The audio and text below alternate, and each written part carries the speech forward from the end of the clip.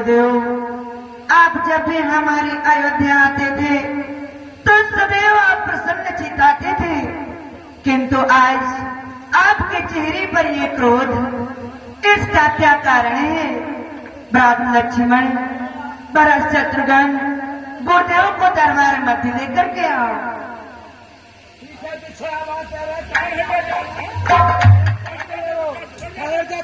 हम लोग समाचार देते आप त्यागी में होता तो तुम लोगों को गुरु जी के दर्शन नहीं होते, उसी गंगा जी में प्रभाव हो जाते।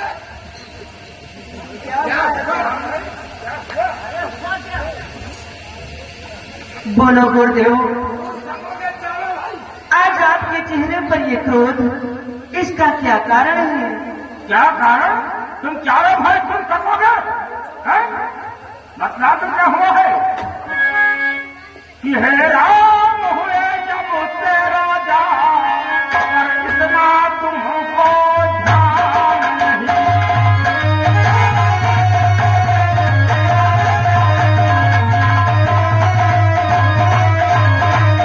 हे राम हुए जब से राजा, पर इतना तुमको ध्यान नहीं।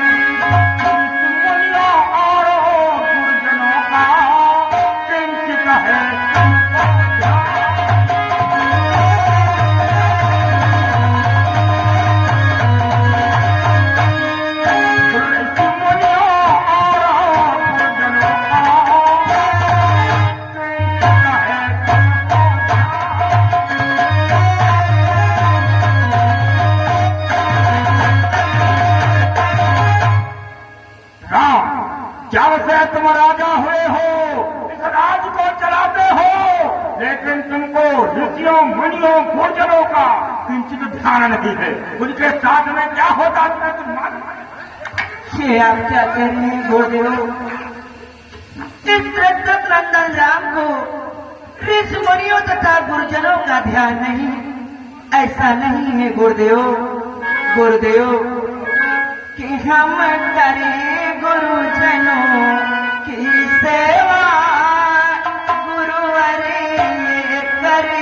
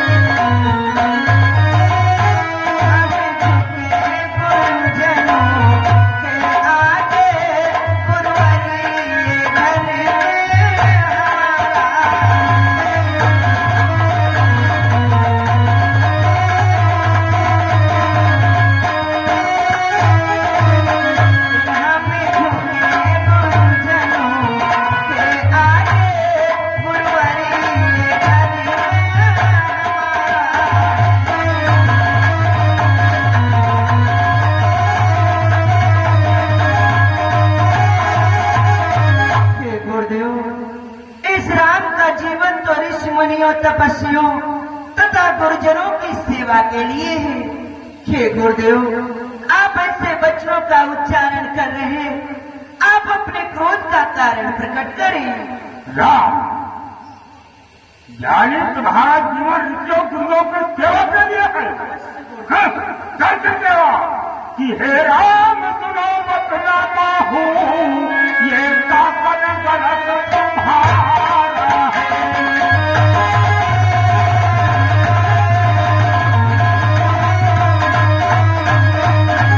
हे राम सुनो बतलाता हूँ, ये शासन गलत तुम्हारा है।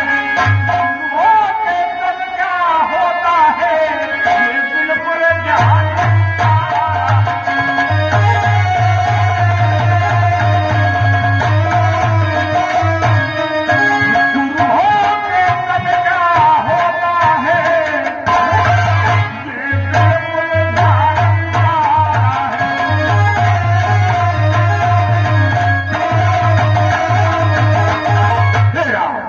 तुमसे पहले इस राज्य के राजा रघु, दिलीप, महाराज दशरथ जैसे राजा हुए। कैसे ऐसे कभी गुर्जरों का अपमान नहीं हुआ? किस प्रकार से आज तुम्हारे शासन काल में गुरुओं का अपमान पे अपमान होगा? ये आप क्या कह रहे हैं गुरुदेव? हमारे राज्य में गुर्जरों का अपमान ऐसा नहीं हो सकता है गुरुदेव। इसलिए गुरुदेव कि क्या हुआ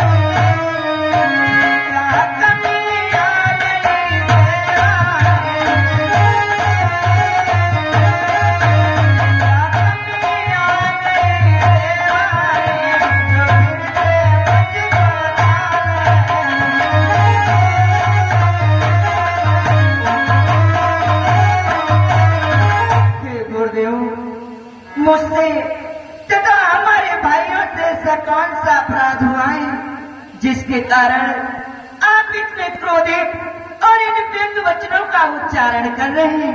बोलो गुरुदेव। राम, अगर जानना ही चाहते हो तो बताऊंगा कि मेरे साथ में क्या हुआ है।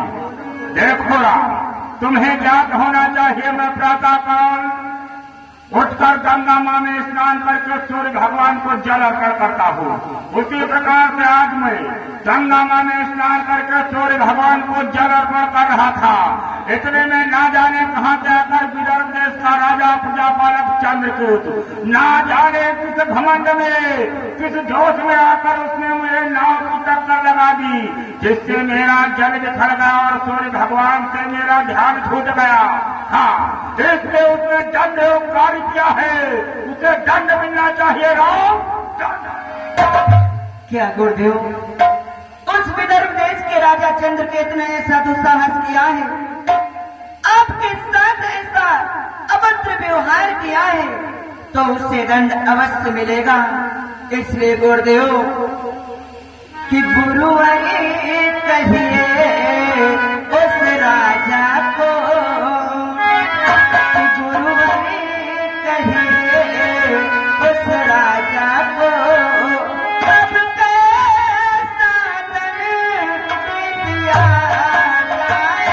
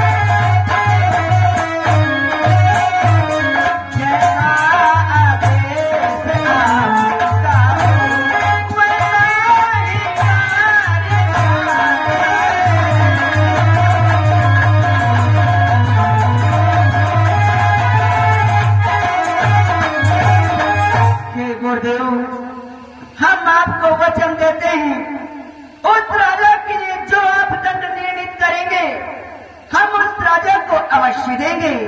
इसलिए गुरुदेव आप आज्ञा करें कि मैं उस राजा को कौन सा दंड दूं? क्यों नहीं राम, अवश्य मैं अपनाऊंगा, लेकिन उससे पहले तुम चारों भाइयों को एक कार्य करना होगा। सर्वप्रथम तुम चारों भाई मेरे चरणों की सौगंध खाओ, जो मैं उसे दंड दूंगा वो तुम उसका दंड निर्धारित करोगी। सौगंध खाओ। गुरुदेव हम चारों भाई आपके चरणों की सौगंध खा जाएं, किंतु गुरुदेव हमने आपको वचन दिया है और आप तो जानते ही हैं हमारे रघुकुल की एक रीति है गुरुदेव कि रघुकुल रीति सदा चल आई।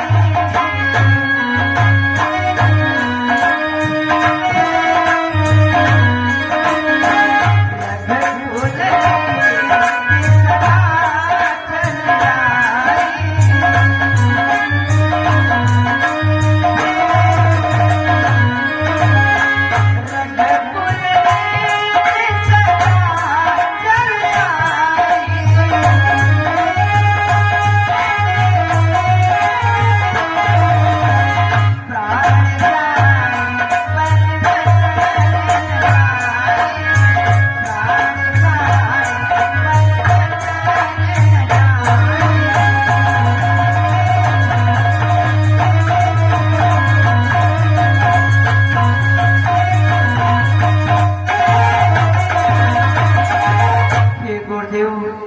हम रघुवंशी हैं, हम जिसे वचन देते हैं अपना वचन अवश्य निभाते हैं, उसके लिए चाहे हमारे प्राण क्यों ना चले जाएं।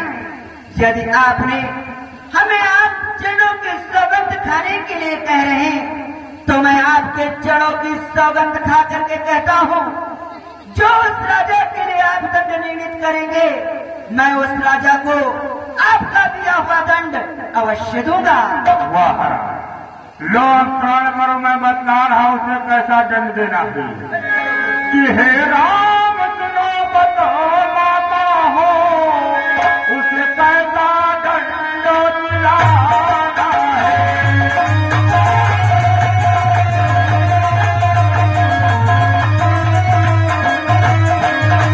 कि हे राम सुनो बतलाता हो उसे कैसा दंड दिलाना है। कल संध्या कर को नीरव का तुम्हें स्वीकार देना है।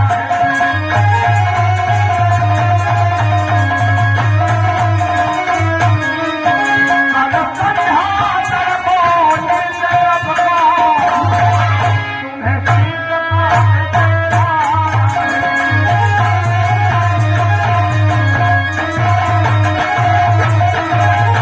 संध्या तक उस राजा दुष्ट राजा का उस मूर्ख का शीश मुझे चाहिए राम।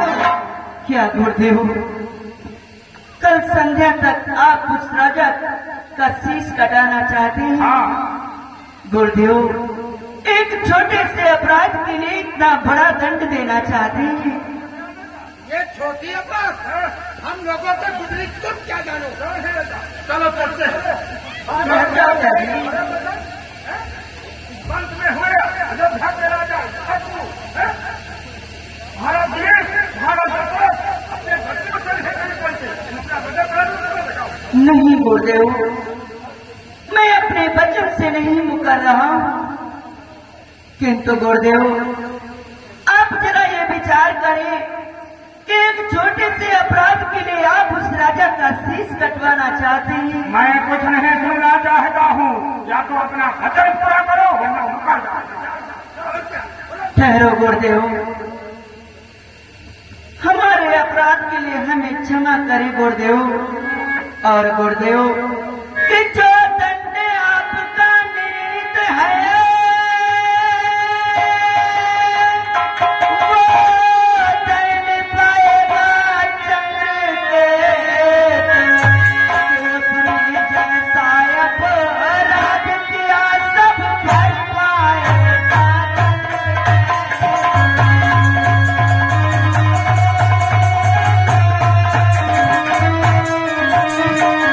कि उसने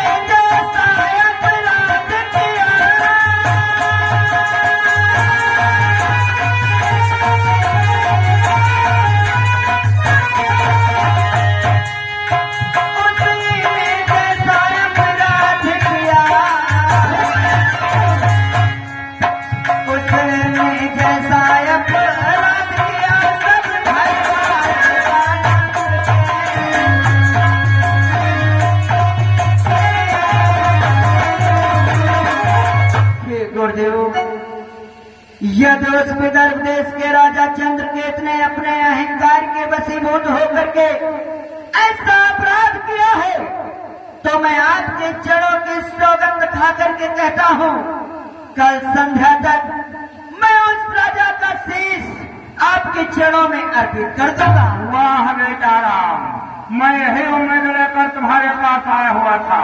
धन्य हो। गुरुदेव, मेरे अपराधों को क्षमा करें और आप आसन ग्रहण करें।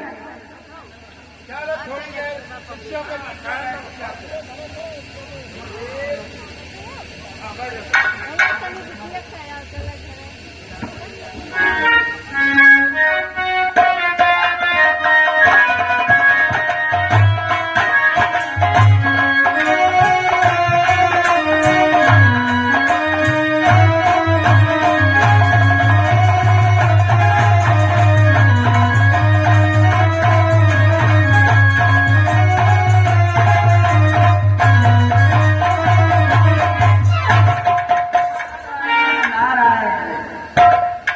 मम प्रणाम रघुवीर को हो सहर्ष स्वीकार, तत्पश्चात अशीषता हमको सर्वप्रथम ब्रह्मापुत्र नारद का प्रभु श्री राम जी के चरण कमलों में बारंबार प्रणाम स्वीकार। तुम्हारा कल्याण हो देव ऋषि। कहो देव ऋषि, आज सुबह सुबह हमारी अयोध्या में किस कारण आगमन हुआ है? नारायण नारायण, भगवान इधर से विचरण कर रहा था, एकाएक हृदय में विचार उत्पन्न हुआ, क्यों न चलकर अपने स्वामी के दर्शन कर लेते। सो आपके दर्शनों हेतु आ गया भगवान। देव ऋषि, आप हमारे दर्शनों हेतु आए हैं, यह कोई नई लीला लेकर?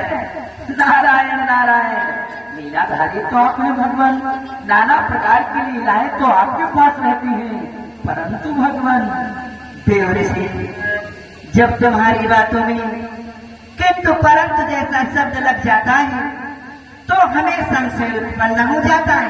नारायण नारायण, भगवान यहाँ पर किसी प्रकार का कोई भी संशय नहीं है। अगर आपकी आज्ञा हो तो ये सेवक आपके चरण कमलों में एक छोटा सा निवेदन करना चाहता है। अवश्य देव ऋषि।